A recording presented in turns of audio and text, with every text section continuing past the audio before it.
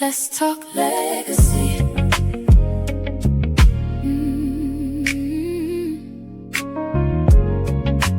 Let's talk legacy.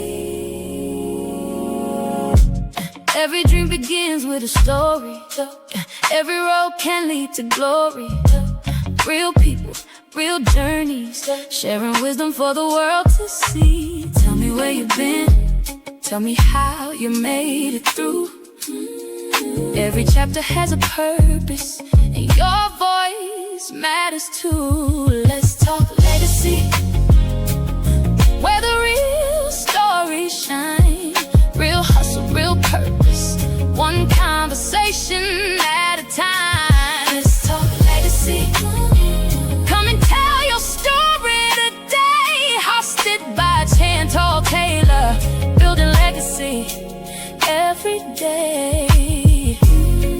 Real stories, real hustle, real purpose, real legacy. Let's talk legacy. What's up, y'all? It's your girl Chantal Taylor here with the Legacy Magazine, and tonight is episode 4 of Let's Talk Legacy podcast. And y'all, tonight we got Miss Nakia Williamson, y'all. So I'm gonna let her come on here and tell y'all a little bit about herself, and then we're gonna hop into some questions. Hey, Miss Nakia. Hey, girl, I was over here bobbing to that theme song. I don't know if anybody saw me or not, but I like the song. Thank you. So tell us a little bit about yourself. Yes, ma'am. Hey, everybody. So I'm Nakia Williamson. I am a native of Picayune, Mississippi, a little bit far from Jackson, but I'm in the south part of Mississippi. I'm a married woman with 2 kids. I am a nurse, a licensed practical nurse. Recently became an author, and I wrote a book called Grief Didn't Knock, which we'll get into some point during the podcast tonight. And I'm also a former dance instructor and co-owner of a studio here in Picayune. So I've danced my whole life as well. And I'm just a country Southern girl. I love people. I'm a Christian, love God. I'm built on faith, and I advocate for mental health also. So that's just a little bit in a nutshell about who I am, just briefly. Okay, Jill of all skills. Something like that. Hey, look, I know the feeling because I do some of everything myself. Many hats. So here's my first question. I promise not to Okay. bore you. I promise. Oh no, let's get ready. So, what inspired you to write Grief Didn't Knock? I really want to know because that sounds like an amazing book. I really might need to get that book. You do, you do. Thank you for asking that question. Yes, so I'm gonna take it back a little bit. So back in December, I was at a girls, I guess you can call it a conference or a gathering. It was during Christmas time, December 13th. I'll never forget. And one of my good friends, her best friend was speaking a message about faith and endurance and how your next season is going to propel you and you got to be ready. So it really touched me. And I was like, wow, I was like, I feel like God want me to do something, but I'm not sure exactly what it is. And then right then and there, it's like that title downloaded in my spirit. I just felt grief did not just flash across, I guess, the sky. It was a weird thing. Like, it just came to me. It really hit my spirit. And I had thought about writing a book a few years ago, but it was nothing to do with grief. It was nothing to do with what God was telling me in that moment. It was going to be about dance or some type of like coaching, 5, 6, 7, 8, how to have a team of success. It was some little playbook I was going to do, which was way off. And I kind of laughed at it years ago and I didn't do it. So when that happened on December 13th, God was like, it's go time. And when I walked away from that meeting that night, I probably started writing 2 weeks later, like the week of Christmas. I went through all my old journals, started gathering stuff, and I was like, all right, God, like, I don't know where I'm gonna start, but this is what I'm gonna do. So that's what inspired me. It was more of obedience. It was nothing that nobody else had did. I didn't see anything. I never wanted to be an author, to be honest. That was not on my bingo card for 2026. But God knew that I needed to do this, and I just jumped forward. You know what? That reminds me of something. It's something about the month of December. And I'm finna tell you why I say that. Yeah. In December of 2021 is when I started the magazine, right? And Wow. I gifted it to myself as a birthday gift. And Oh. I don't Wow, know that what gave I me was thinking. chills. Look, I don't know what I was thinking. I was like, a magazine, but it really, the idea of having a magazine for Mississippi came about. I was featured in a magazine. Not Uh only huh. was I featured in it, I was on the cover. And Okay. so, yeah, that was my first time ever being on a magazine or inside of one. And so when they sent me the cover, I was like, dang, I look good. I was like, okay, You do okay. okay, girl. So when I saw that, I was like, man, I want everybody to feel like how I felt seeing myself in a magazine on the cover. And so I Right. battled with that decision for a while, and I was like, and then I went on ahead and did it. And I You was like, do. okay, where do I start? And I just started. So on December 23rd which is my birthday, is when I gifted Oh, myself wow. the magazine. And then the day you got your book title is my son's birthday. So that is so Oh, crazy. okay. That's a good day. I know you gave me chills talking about the birthday, and I'll tell you later on as we ask questions how we have something in common. So remind me to go back to the birthday thing. Okay. Yeah. That's cool. That's so cool. Yeah, I've never met somebody that, wrote a book or something like the same month I started the magazine. I think that is really dope. Yeah. Yeah. So, what was the most difficult part of sharing your personal story with the world? All 18 chapters. No, honestly, I guess the most difficult part for me, it was reliving my parents' death, I think, because my father died when I was 21. So at that age, I was just becoming a woman, and he left this world before I felt like I really reached womanhood or adulthood or did anything, worth anything. Like, he wasn't there, of course, when I got married. I had my children after he passed. I graduated college, became a nurse, became an author. So all these milestones, as I'm writing about what happened in his sickness, you know, I had to stop a couple times because I started feeling that anger, which is one of the symptoms, well, not symptoms, but one of the things that we go through in grief as we're processing is shock, anger, bargaining, depression, and acceptance. I talk about all five of these stages in all the chapters, and you'll see it. But the sixth stage, which comes later, is something that the book doesn't tell us as far as when we're in school, which is about God. So as I'm writing the chapter, I'm asking God, like, give me the words to say, like, I have to really open up this wound. I've never told this story. It's been 13 years since he's passed. My mom passed about 7 years later, so now it's on 6 years.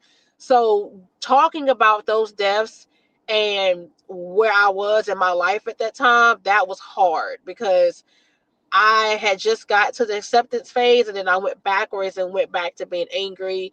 I was, mad at God. I was depressed during the writing period. I probably would have been done with the book sooner or put it out faster had I just been able to get through writing. Like, I had to stop a couple of days and just and Mhm. pull back. So those were the most difficult chapters out of the 18, those two. Mm, we got something else in common here. Yeah. So, my mom passed away when I was 3. Oh I was no. raised by my dad's mom, and she died almost 7 years ago, come this August. Just out the Oh my blue. God. My mom passed away in August. That's what's Yeah, my wow. grandmother passed August 22nd, Wow. and she got the COVID shot, and it just didn't end well for her. And Wow. I'm sorry to hear that was right before I started the magazine, and it's crazy. But yeah, so I understand where you're coming from with losing both your parents, because that's how I that. felt my Absolutely. grandmother passed. I'm like, really? Again? And it Yeah. was just too much to bear. And I find myself sometimes, because I write books too. A lot of people don't know that. Yeah. I'm an author too. Okay. But Okay. I find it hard to write about grief, if you get what I'm saying. Like when it comes to that Oh part of yeah. writing, I just can't do it. It took me a long time to even write a book about my journey with cancer because the trauma of having to Wow. relive those moments. And I had cancer since I was Absolutely. 14. Oh So I wow. just You became a cancer free a warrior. year ago, this Oh, past God is April. good. Yeah. Amen. Oh my God, So you gave me chills. God is good. yeah, thank you. Thank you, Lord, and thank you. I'm so But glad you went I through. definitely know how you feel when you're writing certain chapters of your life or your Oh story, and yeah. it just had you like, mm-mm. Yeah, I'm like, I it had to just go get too back. painful. I had to go back and erase stuff. It was certain things I wanted to share. I don't share everything, of course, with those deaths because there are moments where you want to keep things to yourself. But I Mm-hmm. give the reader enough for you to visualize and feel exactly what I felt in that moment. I Mm-hmm. think I worded it very eloquently, very tasteful. Um, I don't even think I cursed in the book. Like everything was clean, everything was just straight to the point, very raw, but um I didn't have to really over exaggerate. Like what I say is exactly what happened. Mm-hmm. That's I crazy. commend Yeah, you. I lost my grandmother 10 weeks after my mom passed, and Wow. that's in the book as well.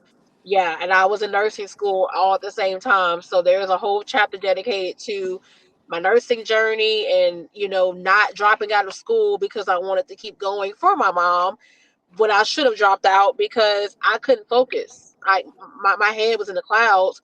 I had just buried my mom Saturday the 15th and was back in school Monday the 17th. Like nothing ever happened. Yeah. Just sitting there trying to learn about blood pressure and um SADH, and I'm like, why am I here? Like I Mm-hmm. just put my mother in the ground, and now you expect for me to take care of somebody else's, sick mom or sick grandmother. Yeah, you'll see. That's I don't want to crazy. give it away, but yeah, I'm that was getting your hard. book. I'm getting Yeah, that that was book because I hard. feel like I need it. I just feel like I need it. Yeah, Sometimes it takes you to read somebody else's experience. yeah, yeah. So this is, I don't want to give it away, but those 3 chapters, you're gonna be like, dang, she did say that. I'll just say grab a tissue because those were hard. yeah. I like books like that. I love books where you could feel the Good. emotion. I love that. And this Yes. brings me to the next question because this Okay. is very important too. How has your faith helped you navigate grief and life's biggest challenges? Oh, God and I have a very close relationship. My walk with my Christian faith has been up and down for a couple of years, and I'll just be honest. Like I mentioned with grief, those 5 stages I mentioned before, I didn't have God in the midst of some of those chapters that I talk about.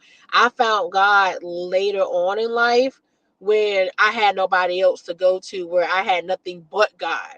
And I think it was right when my mom passed was when I I got more closer in my faith, and when my grandmother died as well, because it was like the end of a legacy, like a end of an era for me, because those are my best friends. So God became my father, my mother. Everything that I felt like I lost, I had to depend on Him. So I started going back to church. Now this is COVID when my mom passed, so you couldn't really go to church. It was more like online. So Mm-hmm. a lot of my faith actually, and a lot of my experience with God was online. I had to watch sermons online. I had to, do Bible study online. The whole world shut down. So I had to think of ways to stay connected because I could not go in fellowship, which is important in faith, and have community because we were all sick. Well, not sick, but the world was getting sick. Mm-hmm. So I had to uniquely just find therapy online. I started going to grief counseling. Um, Journaling and really just talking to God by myself. I had nothing else to do. We can't go nowhere, Mm-hmm. and so you're already depressed because the world is not really going the way that we want it. We can't work, you can't do nothing. And I felt like COVID was a blessing in a way, even though I felt like, my grandmother did pass away from complications and things like that. But it was a blessing faith wise because it forced me to talk to God. It forced me to isolate and be with Him during these seasons. I was still in school, online, going to class. We were still wearing masks. We were able to go places. But you remember COVID, like it was a Mm-hmm. whole different ball game, like, and it's been almost 7 years, which is crazy. But it that forced me to sit down and really just be raw with God and talk to Him. And I'm thankful for that. I'm thankful that I have my family members that are still here who didn't succumb to the illness, but I'm thankful that God met me where I was at in, in that pandemic state. Mm-hmm. But he has really carried me through the darkest times. Like, I really want to say so in the book I start off at age 15, but I end at 35. So I give you 20 years. That's why it's a memoir. I give you 20 years of grief and life and pain and love and childhood, marriage, all these things are in this 20-year 18 chapter book. However, um I did it that way because that's when everything started. But the last 6 years, I would say, are the heaviest. And that's when you're going to see how God really moved between that COVID year and this year that the book was released. Like, those are the most important parts of that book, and how I found community. I found a new church home. My husband was led to the faith. He wasn't saved. He wasn't living right, and I wasn't either at a point in time. And I talk about how we both have found God and things like that. So it was tremendous how He has worked. Like, if it wasn't for God, I could not sit here right now with a straight face. I would be tears, balled up in the corner, depressed, suicidal, all that. And I was at one point. But to get to a place of healing, you have to have God. Like, I don't know how people do it without Him. I honestly don't. I Yeah. I, I cannot imagine life without faith. And those readers who I do have who may not have a relationship with God, what I would hope the reader would get is a relationship with Him after they read this book. That's my biggest hope. You just answered my next question. Oh, sorry. No, you're fine. You're fine. But I was going to ask you because I was going to say, what message do you hope every reader takes away after finishing your book? And you answered that. That Yeah, that as far as, well, I mean, I have another part of that, but yet mainly finding God. If you don't know God already and you have questions about God, I do every chapter in the book starts with a scripture that ties into what I'm talking about in the book. So because Mm. I feel like the word is what we're led off of, it's our feeding. We have to feed ourselves the word every day. So while I was going through these chapters, I found scriptures that tied into that, and I want the reader to actually meditate on that too. I also want them to take away what the questions are in the book that I ask. Each chapter has a reflection section where I ask you questions and have you answer, on your own piece of paper or your iPod or whatever, your iPad. I want the reader to answer those questions so they can see, wow, like, she really showed me, or I didn't realize I was going through this, or my friendship ended and I'm still grieving over this and I never dealt with this. So I ask you personal questions, and I really want the reader to actually be honest with themselves. Doing me being honest with you, I expect for you to do the same. Hmm. I It's like that. all I'm about getting this honesty book. and transparency. Please do. Getting this book. Hey to So everybody yeah, that's watching. Yeah, I'm getting that book. hey, yes, please do. Those questions actually came from some of my journals that my therapist and I had did, and some of the worksheets I saved. I pulled some of those questions, and then some of the questions I made up on my own. Just reflecting as I was reading, and I just wanted the reader to really take away a sense of I see me. Like I don't want anybody to say, "Oh, I can't relate to that." Or, well, you may not can relate to certain things. If you're not married, you won't relate to the marriage chapter. If you don't have kids, you may not understand fully about motherhood or having a son who has special needs. So, but there is something in this book that everybody has dealt with. We've all lost somebody, whether it was physical or we've all grieved somebody who may still be alive. We've all had friendships that may have failed. You've had jobs that may have failed. I talk about job and workplace trauma as a nurse.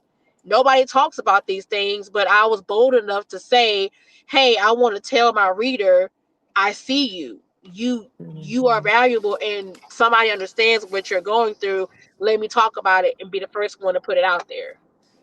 Mhm. And you know So what? We that's got what I something that's what else. I want the reader to know.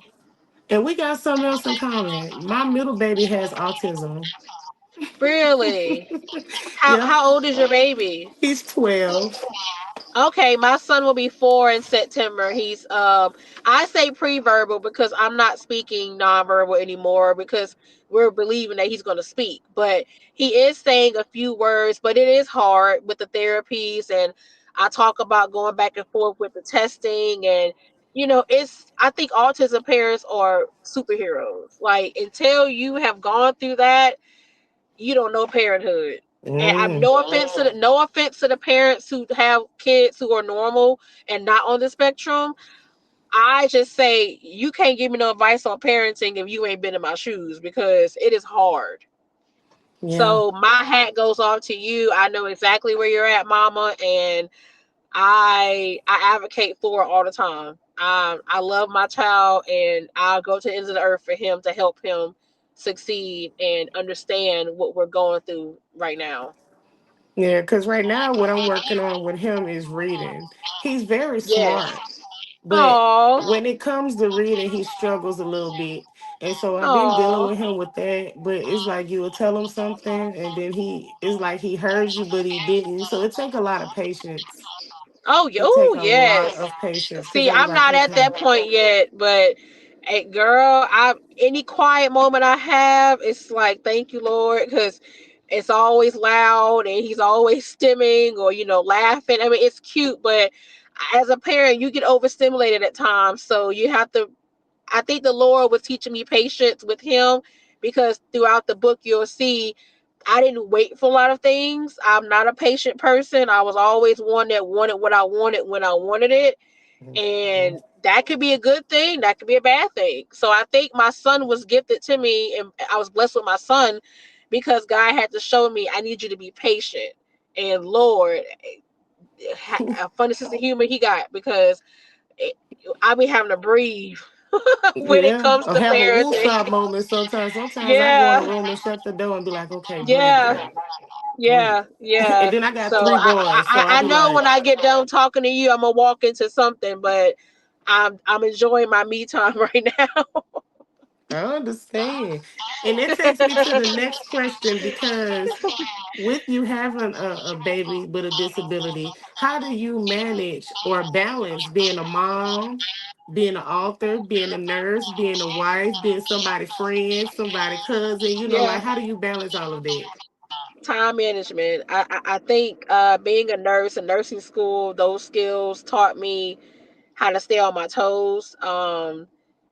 Even from getting up in the morning, doing care plans, going to clinicals, working with patients, it's like I didn't look at that at first outside of medical, but when I graduated school, I was like, dang, like this really prepared me to juggle different things, like juggle people's feelings. I can dissect different things, or I know this person needs me on this day, or I need to make time for this. So I I really think it's just how I manage my time. Like my husband, he drives trucks, so I don't see him a lot. Well, I see him almost every day, but it's like every other day.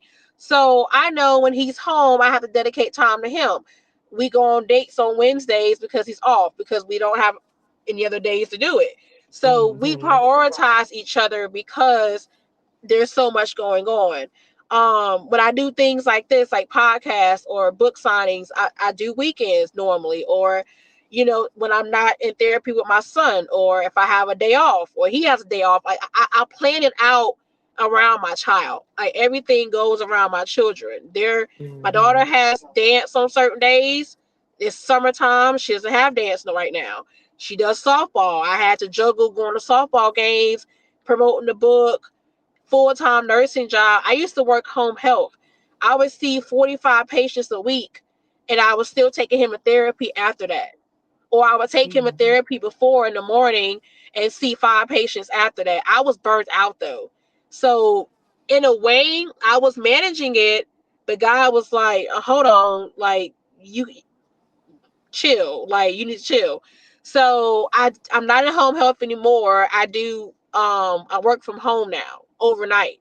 So when my children are sleeping, I get to work, and when Mm-hmm. they go to school, I get to rest and do other things. So I had to figure out and pray to God to give me a life that I can balance, but because I was doing it, but I didn't have him at the center of it. So my faith started falling apart. I was idolizing my work more than I was really praising God. And he had to check me on that. And I talk about that towards the end too, about how we have to rest and we have to sit down and realize this can all go away like that. So I'm pretty good at, cooking on certain days, not cooking on these days, or it's I used to have a planner, but I don't. I kind of just know the rhythm now of how my life is and what flows. So once you've been a parent for a couple of years, you kind of figure out what works best for your household. So Mm-hmm. that's my advice. It's just time management and just learning your family and learning how to prioritize what comes first.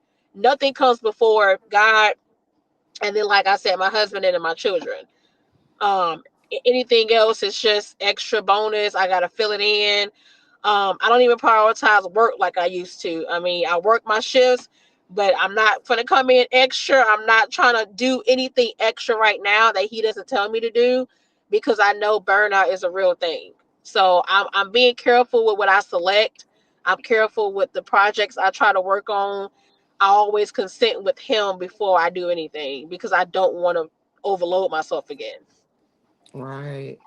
I feel you on So that. yeah. I feel you on that because I know what burnout feel like, and it don't feel Oh good. yeah. It do Mm-mm. not. So No. let me ask you this: what advice would you give someone who feels overwhelmed by grief or loss? The first thing I would tell them is, besides finding faith, I advocate, like I said again, for mental health. So I'm big on therapy. I believe in counseling. I believe in medication. I believe in God. So it took all three of those things for me to get to my healing place. Everybody else may be different, but I will say having wise counsel, a pastor, or someone of faith that you can talk to really is the first step, because I don't feel like anybody should go through grief or loss alone. That's when people start having suicidal ideations, or depression hits, or they feel like they can't go on because no one understands, or they're afraid to talk about these things. So, I don't ever want a person that I know or a reader that I come in contact with to feel that they can't have an outlet or somebody that's there, because someone is there. We just have to be vulnerable and honest enough to say, I need help overcoming this. Grief has no timeline. And like my title says, grief didn't knock. It doesn't knock. It doesn't give an announcement. It's not a surprise party. When it comes, and it comes in waves. So, no, grief doesn't discriminate against anybody. It can happen in different areas of your life, which is what I talked about in the book. So I just want people to know that you can overcome. You don't have to be bogged down and down for many years. I was opposite of this. Like I said, I could not sit here with you years ago and talk about any of this, because I was so sad all the time, or I was so heartbroken and just, not myself. But God had to pull me out of that. So if he can do it for me, anybody, I'm telling you, after you read this, you're like, okay, I can overcome this. If that girl went through XYZ and came out on the other side clean and not wounded, well, wounded but not hurt, uh particularly now, just a little bruise here and there, anybody can come through it. You have to want to heal. You have to want to feel better. You have to want to have that peace, because God doesn't intend for us to suffer. He knows, when we people pass away, we're all going to go one day. And I look at it as, okay, what did I do when that person was here?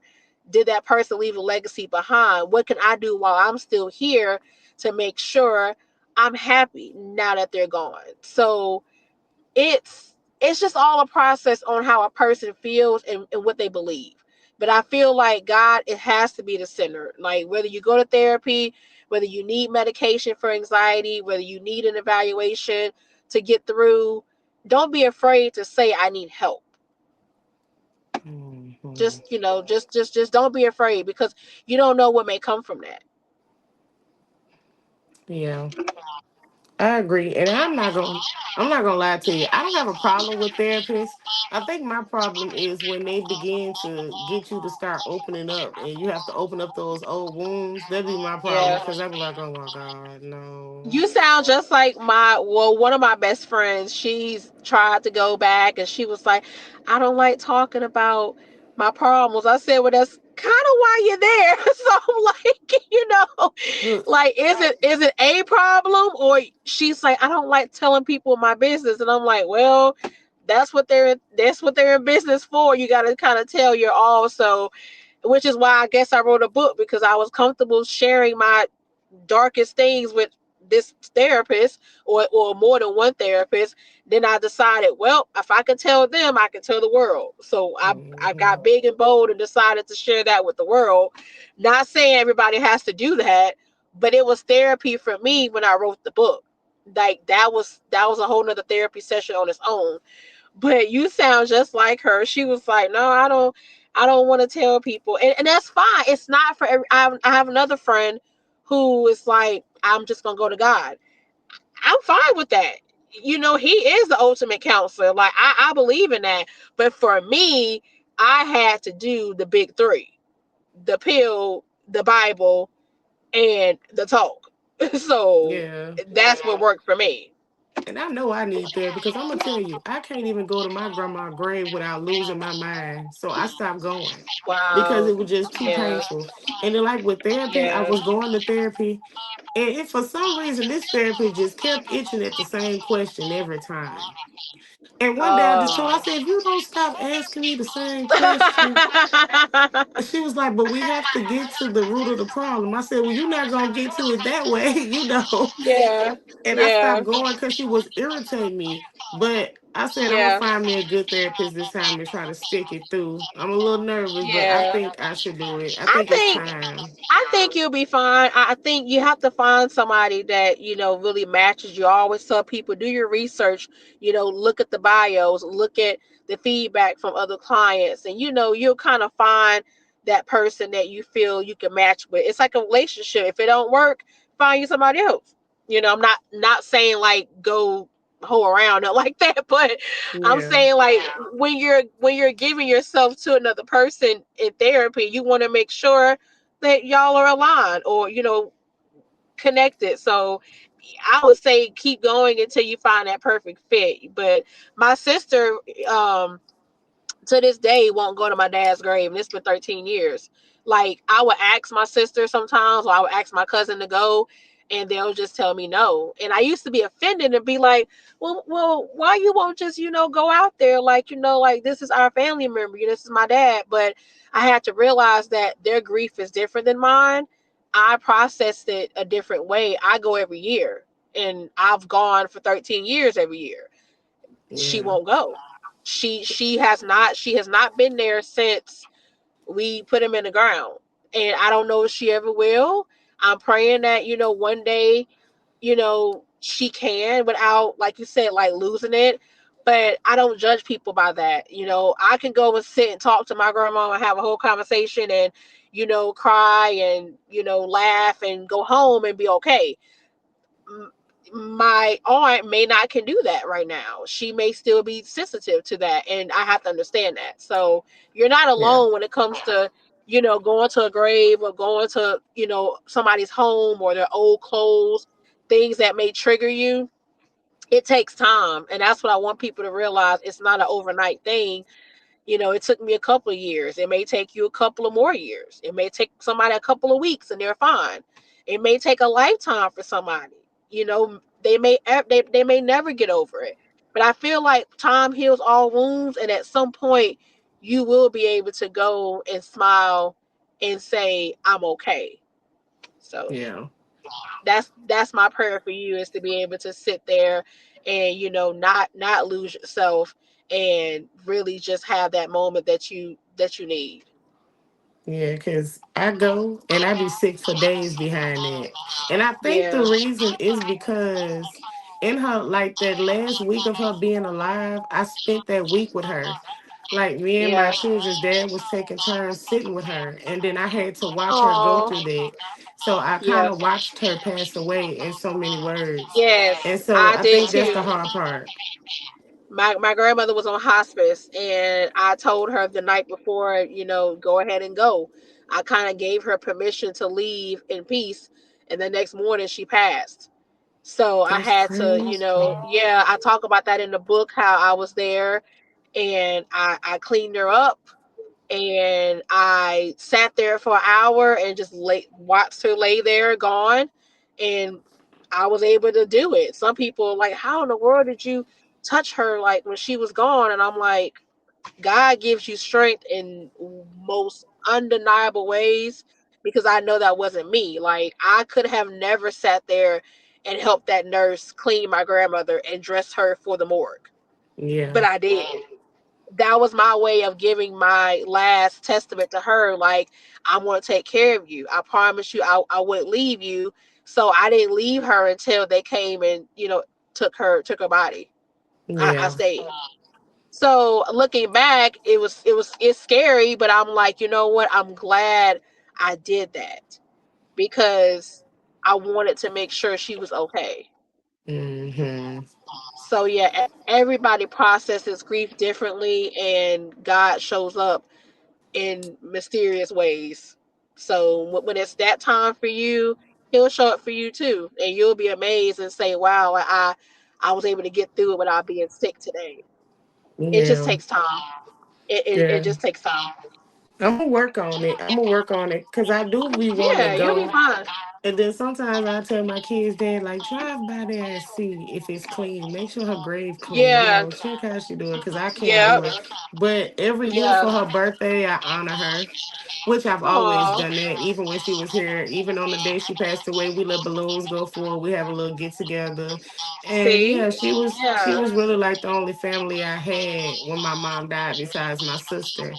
And then right, mind you, I have a lot of siblings, but me and my sister, me and her have the same mom and dad. And so we right. grew up together. We grew up knowing our other siblings because we would travel to Detroit every year from New Orleans, or even when we moved here to visit them.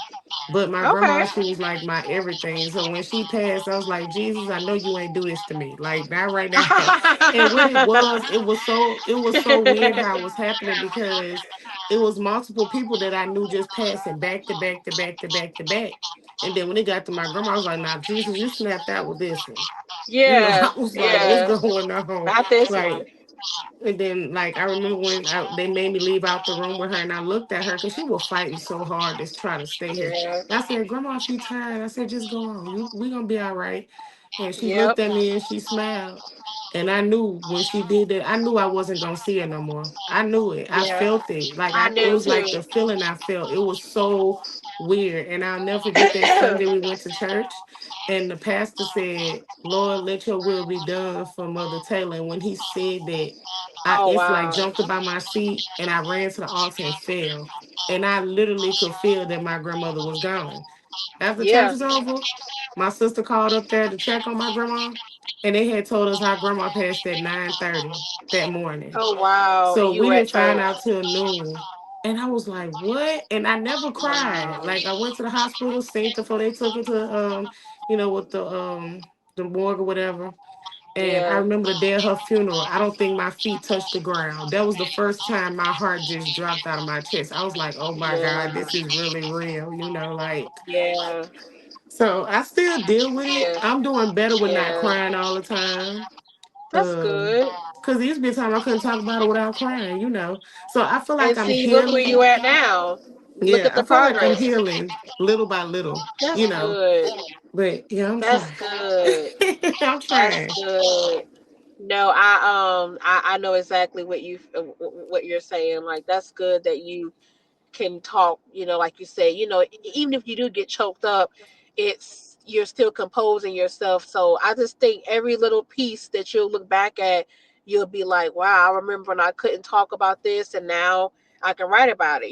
I felt like that too. I can talk about it now, I can write about it now, and I think about my loved ones all the time, but I don't always cry. And sometimes I would feel guilty and say, well, my mom died. Like, why am I not crying when she comes to my Yeah. mind?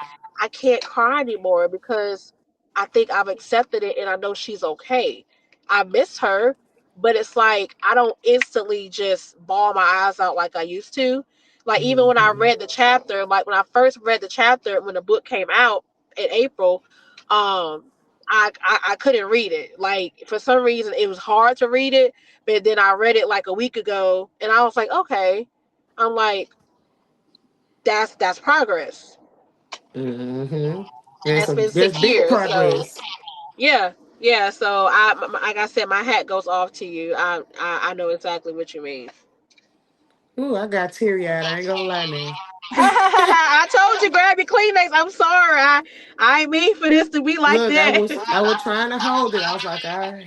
I don't want her to think I'm a crybaby. No, no, no, not at all. This is a real, honest conversation. That's what I'm here for. So let me ask you this. What has been the most rewarding moment of your journey since publishing your book? Oh, everything for me has felt rewarding. But I would say when I first did the book signing a week after, so going back to the birthday, so the book came out on my birthday. That's what I was gonna tell you. I planned it like that, and I prayed and I asked God for the date, and my birthday is what I chose to do because that was more of me symbolizing I'm born again, or like this is my gift to the world. On my birthday, I wanted to give people you know, that gift. So that's what I say we have in common when you said that earlier. Um, but the book signing was rewarding because I had people that came that told me they were busy. My cousin popped up and was like, "Oh, I wanted to surprise you," and it just went smooth. One of my best friends helped me set up. I'm signing books like a real author, so I think that was the most rewarding because it was all new and fresh, and I had all my important people there that I really wanted to be there was able to come. So, Hmm. yeah, like I said, it was a week after my birthday, so I was still kind of celebrating. But that was a highlight. Was that first book signing? Of course, being on TV was cool with the news, and I've done like other podcasts, and now I'm doing this one and I have speaking engagements that I'm being eyeballed for. So everything is a blessing and rewarding because I did not ask for this. This is all God. This was not on my bingo card. I was just a nurse and a mama like 3 months ago. So now I have another hat I'm wearing. But um I can honestly say everything has been rewarding, but that moment was the best one. Hmm. I'm not gonna lie. I remember when I wrote my first book, I was like, "What? I wrote a book? I was so happy." Right, And you like, want to it wasn't a sign book about everything? me. It was just like it was more like a crime mystery book. It's called No Okay, Saints in Sugar Hill. It's like a suspense book. And I I'm was gonna so have to happy get when I that. put it That's out. funny. And then look, I was even more happy when one of my friends bought the book and she was like, girl, I was on my flight and I read the book. And she was like, you need to do a part two. She was like, you need to pitch this to Tyler Perry or something. I was like, really? Huh? You never know. Look, I'm thinking. I said I done pitched it to different people. I said maybe I need to, but I was like I don't know because he'll change up the story, and I want my story to be my story if I ever did pitch something to somebody. But that is funny. Like I bought a gold pen, and I'm mad I lost this pen. but the gold pen just made me feel more rich when I was signing the books. So that was a highlight too. It was this pretty gold color, and I don't know where it's at. So I had to get like a regular little pen like this. So this is my little sign pen now, but it's not Mm-hmm. gold, it's just black. But I felt rich with the gold one. Yeah, I'm trying to tell you. Look, I they felt probably like thought it's you just, was rich with that I gold don't know. pen. I said I'm gonna stamp my name in gold. I said we gonna have some money coming in or something, and it was cute, but I don't know where it's at. Somebody to my little pen. I got it on Amazon, so I can get another one.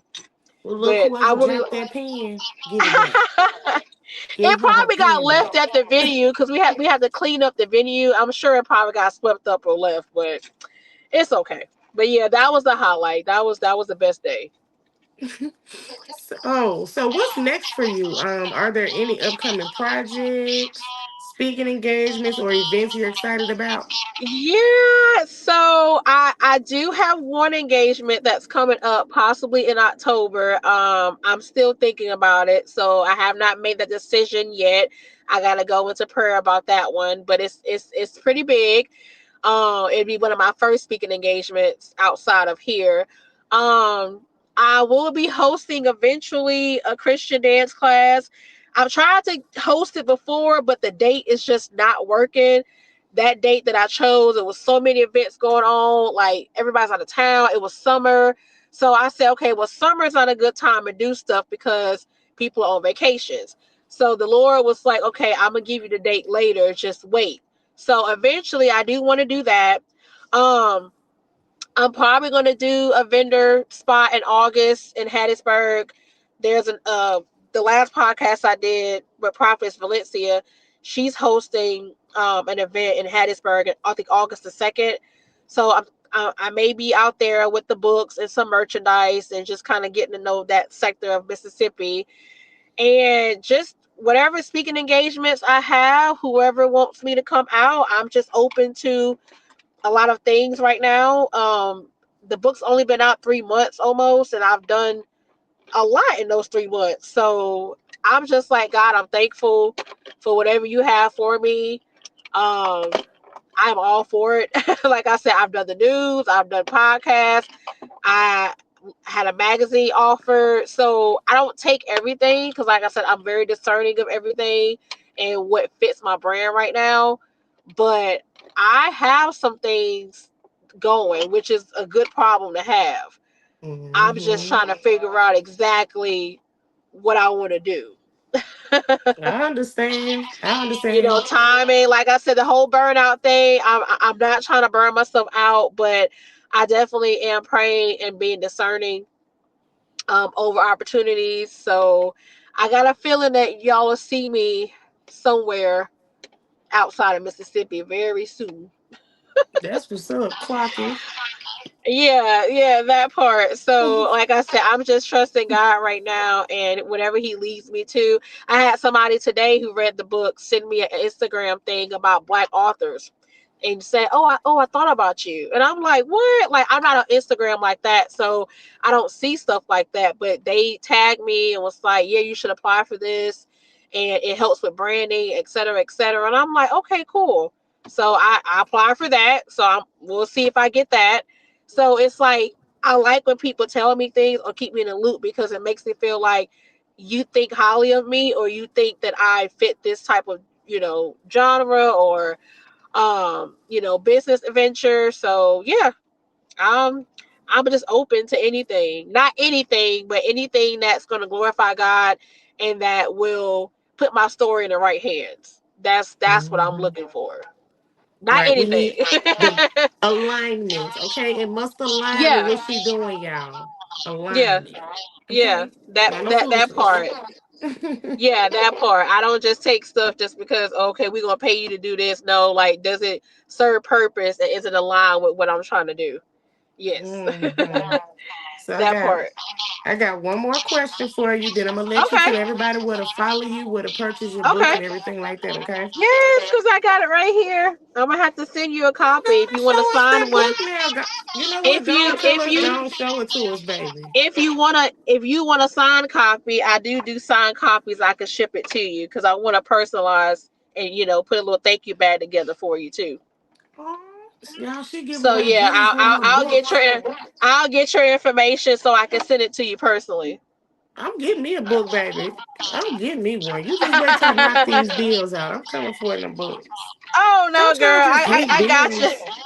Look, I why is know. it the first of the month and bills due? Why? I know. I just that's why I'm contemplating a couple of things because I'm like, do I want to dish money out again? Like I just paid rent. So yeah, I understand, but no, I do have copies on Amazon. The link I would have to provide somewhere down here if I can, but it's on Amazon. You can just type the title in, and you'll see the cover like this. You can go to my website as well and order it if you want a signed copy. That's NakiaCWilliamson.com. Just my name, very simple. And if you don't care about a signed copy, you can just go to Amazon and they'll just ship it to you right to your door. But if you want more personalized, I will sign it and ship it to you myself through the website. Um, I'm on Facebook. I don't do Instagram. My Facebook is Nakia Williamson, just like it's spelled on the thing, NekiaWilliamson. And you can follow me on Facebook. I'm probably at 5,000 friends, so give me a chance to delete some people so I can add you.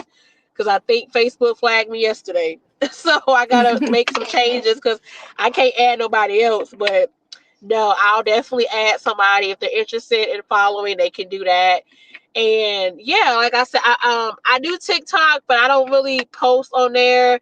I like to scroll, but I may start using it depending on where this book goes. But right now, it's just Facebook. I feel you because I That's don't really I care can for handle that. Instagram either. I don't know. Like my husband likes Instagram, but I just can't get with it. Like I think I got too much going on to where I don't want to worry about a whole nother social media thing. Like if I get bigger one day and I have a team, then that'll be their thing. But I'm a one woman show right now, so I'm not worried about that. I'm gonna do Facebook Yeah. right now. Because it's tiring I'm doing trying to Facebook right post now. here, post there, post over Yeah, here. Like, what? you can time stuff, but still you gotta have time to time it. Right. And some people just ain't got time, baby, because I know I No, don't. no, exactly, exactly. So let me ask you this. Did I ask you to? Nope, I didn't. This the last question. Here we go. Okay. Before we wrap up, what legacy do you hope to leave behind for future generations? My children, I love more than anything. And like I said, I have a 11-year-old daughter, and I just want her to know, my mom did the damn thing. Like I hate to say that, but I have to say it like that because I want her to know that she's fearless. I want my children to know that my mom never gave up on anything, went for her dreams, accomplished what she accomplished and kept God first. So if anything, I want my legacy to be that she may have gone through that pain, but her purpose was much bigger. And, God had that plan. So I just want to be known as someone who just never gave up and who always strived for more. Like I said, with God. So that's what I want to leave behind, with this book, with future books that I'm considering, which I'm, like I said, I'm praying about and seeing what God leads me to do, other projects and stuff. So there's a lot that I want to do, while I'm here. And I just want my family to be proud and I want my kids to say that's my mama. So that warms my heart. That's all I want is for my kids to be proud of me. Yeah. And I let my son name the magazine. I didn't name it. He named it the Legacy Really? Magazine. I was like, you know what? I like that because I like everybody is that. leaving a legacy, I like that theme song. It's like the theme song just made the whole title just you I gotta sing me wrote that it. I song. wrote it. So fun You a thing. good writer. You gotta send me that song just so I can listen to it on my radio. Look, funny thing. So I have an AI artist. I know a lot of people are against AI artists. I can I sing. don't care. I like some of the songs. They're cool. Yeah, some of them go hard now. So I started writing last year, I think in November, Okay. writing music. I've always been writing, but I just started taking like some of my experiences and putting them in songs, like writing about them. Okay.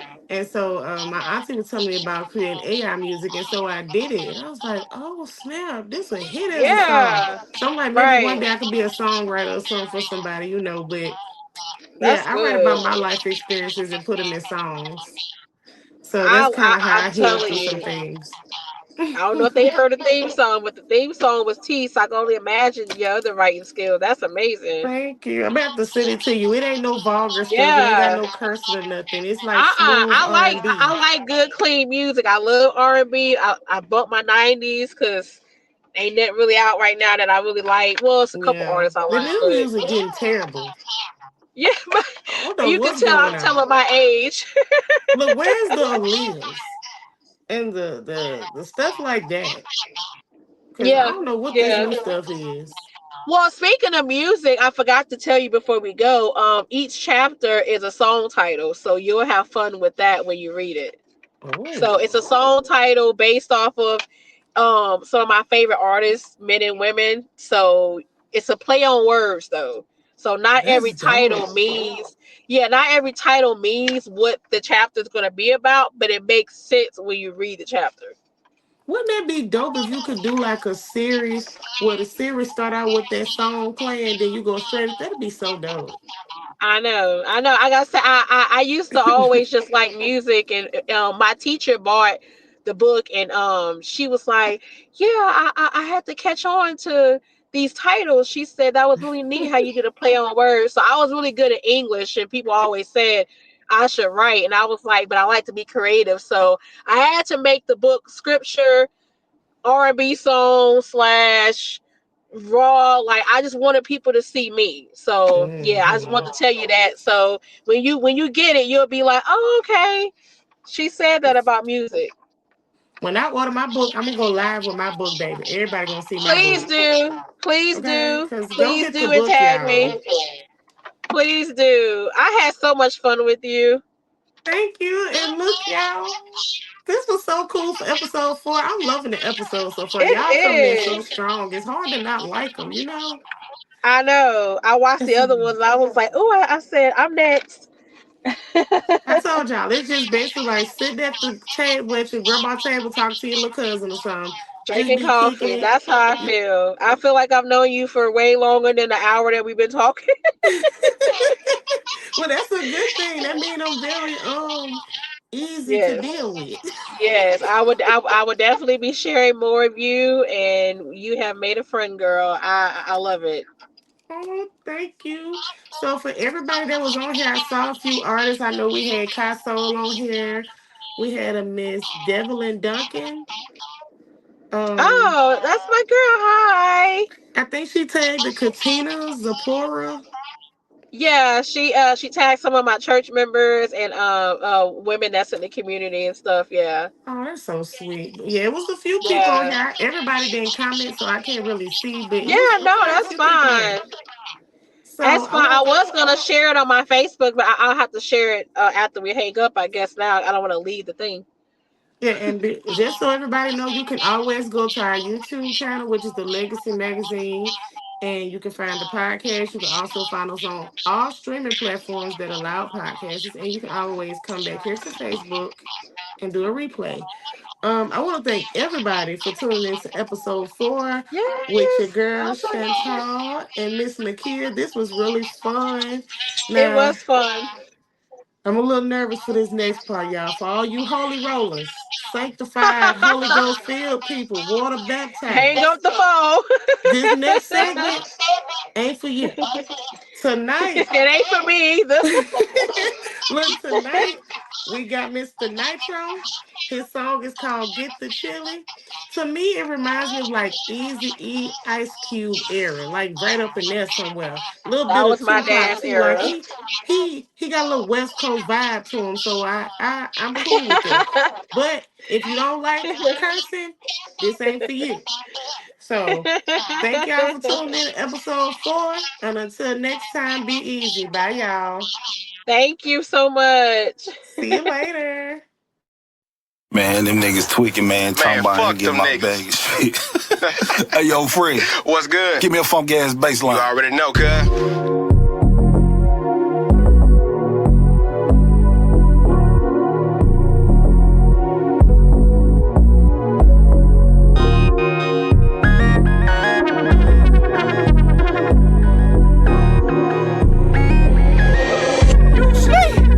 Nitro, bitch, what the fuck is you on? If you ain't about putting in the work, get gone. Cause it's some other thing that we got going. Shit real, so I'm already knowing. Throw the position might be alluring for the opposition. I've been getting word they was sneaking in the kitchen, trying to duplicate my recipe. All because they like the women that wanna have sex with me. Man, But even that ain't really what it seems. Whole jocked out saying I'm the man in their dreams. But that's the type of game that D-hoes play. Cause they see about my chips like Frito-Lay. With the chili and the cheese in the mix, it's like a up and hit $1 million lick. And there's something that a hater can't save. That means I'm covered with the flavor. I'm out to get the chips. So quick, along with the nitro. Come with the bullshit, then I just might go oops upside your head. Instead, I'm running for my chili chip chip. Rack so quick, along with the nitro. Come with the bullshit, then I just might go oops upside your head. Instead, I'm running for my chili chip chip. I started with little, then I went to a lot. The game so cold, cause since I've been hot, all type of bitches wanna give me the cot. And bitch made niggas wanna have my spot. so It ain't no stopping the grind. The busters and bras so must be out of their mind, thinking that they gon' stop shit. Buying bitches that's a rider, got me on some pop shit. When I ride mics and make your money, city girls love me though a country. You can have your fun, but ain't shit funny. See, I'm free, and you Lamont, dummy. you know. Why you tricking on the bum, bitch? I got a chick with no sense that can make me dumb rich. Why your ass looking? I ain't the rock, but you can smell what I'm cooking. I'm out to get the chick. Rack so quick, along with the nitro. Come with the bullshit, then I just might go oops upside your head. Instead, I'm running for my chili chip chip. Rack so quick, along with the nitro. Come with the bullshit, then I just might go oops upside your head. Instead, I'm running for my chili chip chip. Rack so quick, along with the nitro. Come with the bullshit, then I just might go oops upside your head. Instead, I'm running for my chili chip chip. Rack so quick, along with the nitro. Come with the bullshit, then I just might go oops upside your head. Instead,